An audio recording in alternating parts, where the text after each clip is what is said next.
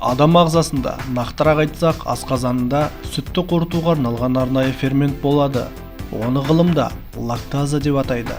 Лактаза сүт құрамындағы лактозаны қорытуға арналған ұйытқы. Сәлем достар, пайдалы ақпарат арнасына қош келдіңіздер.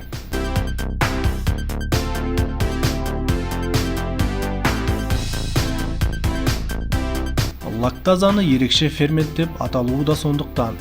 Оның әр адамның ағзасында әртүрлі мөлшерде болатындығы. Кейбір адамның ағзасында лактаза аз болады да, ондай асқазан сүтті жақсы қорыта алмайды. Кей адамдардың сүт іше алмайтыны да сондықтан. Бірақ дүниеге келген сәбидің ағзасында лактаза мол болады. Ол ана сүтін өңдеу мен қорыту үшін қажет. Алайда уақыт өте келе лактазаның мөлшері төмендей береді. Лактазаның жетіспеушілігін ғылымда гиполактазия деп атайды. Яғни лактозаны көтере алмаушылық.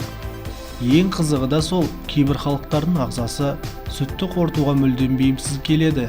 Мәселен, әлем халықтары арасында Қытай мен Америкадағы үндістердің асқазаны сүт өңдеуге мүлдем жарамсыз келетін көрінеді.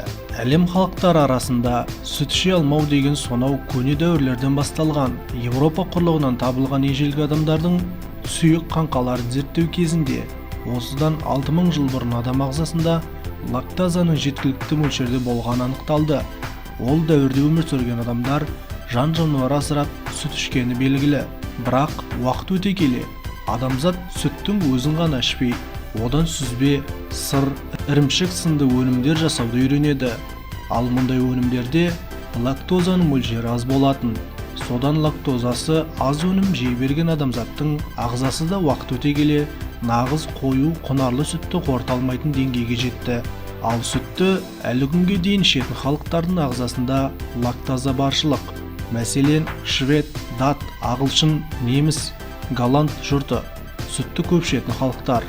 Олардың ағзасындағы лактазаның жетіспеушілігі небары 10% ғана құрайды. Википедияның мәліметтеріне сүйенсек, лактозаны көтере алмайтын халықтардың көбі азиаттар екен. Олардың ішінде қазақтар да бар. Шыңжаң қазақтарының 76%-ында лактозаны қорыта алмайтын ген бар көрінеді. Бірақ қазақ халқы ежелден жылқы асырап сүт сауумен айналысқандықтан, кей ғалымдар қазақтың тек 25-35% ғана сүтті көтере алмайды деп есептейді. Азиаттардың ішінде әсіресе Қытай мен Тай халқына сүт жақпайтын болып шықты. Оларда лактазаның жетіспеушілігі 93-98%-ға дейін жетеді екен. Ал Америкадағы үндістердің ағзасында мүлдем лактаза жоқ көрінеді. Олар мүлдем сүт іше алмайды. Қытайлардың 80%-ы 3-4 жасына дейін лактозаны қорыту қабілетінен айырылып қалатын көрінеді. Ал оңтүстік Азияда халықтардың неге сүт іше алмайтындығын олардың әу баста мал шаруашылығымен айналыспағанымен түсіндіруге болады. Көбінесе бұл халықтар жер өңдеумен, балық аулау және өсімдік өсірумен айналысқан. Одан Азия халықтары мен европалық нәсілді халықтардың араласуы салдарынан лактозаны көтере алмайтын геннің де кең таралуына себеп болған. Өйткені Азия халықтарының гені Европа халықтарының геніне қарағанда қуаты басымырақ. Бірақ қазақ, қырғыз, қалмақ, саха, татар, моңғол, ханты сынды Азия халықтары ежелден мал өсіріп, сүтпен қоректенгендіктен бұл халықтарда лактозаны көтеру деңгейі европалықтарға жақынырақ.